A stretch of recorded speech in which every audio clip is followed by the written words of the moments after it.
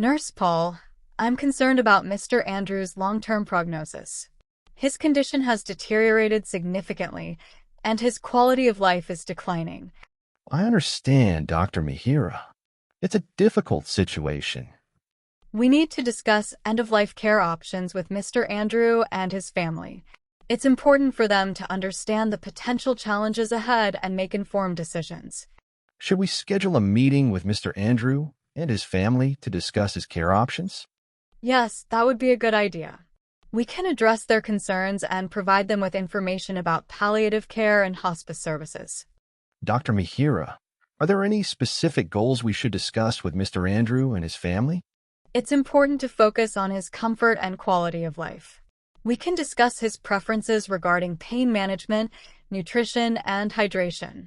We should also explore his wishes for end-of-life care, such as where he would like to spend his final days.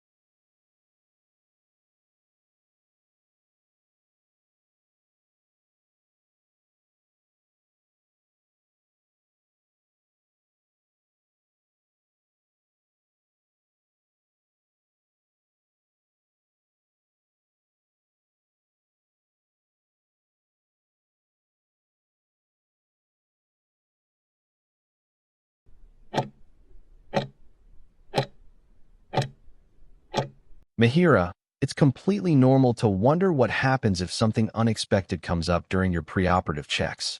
So, if any issues are identified during your assessment, for instance, if a blood test shows something we need to look into further, please know that we'll always take the necessary steps to ensure your well-being. This might mean arranging specialist consultations for you to see another doctor, or perhaps scheduling additional tests to get a clearer picture. We might also need to make some medication adjustments if you're currently taking anything that could affect your surgery. I also want to be transparent with you that, in certain situations, for your safety, there is a possibility of delaying the surgery. This decision is never made lightly and is always with your best interest and safety as the absolute top priority. Our goal is to make sure you are in the best possible condition before we proceed. We'll always discuss everything with you openly and ensure you understand any next steps. This is always done with your best interest and safety as the top priority. How do you feel about proceeding with this assessment and the planned surgery, now that we've discussed everything? Are you comfortable with us moving forward?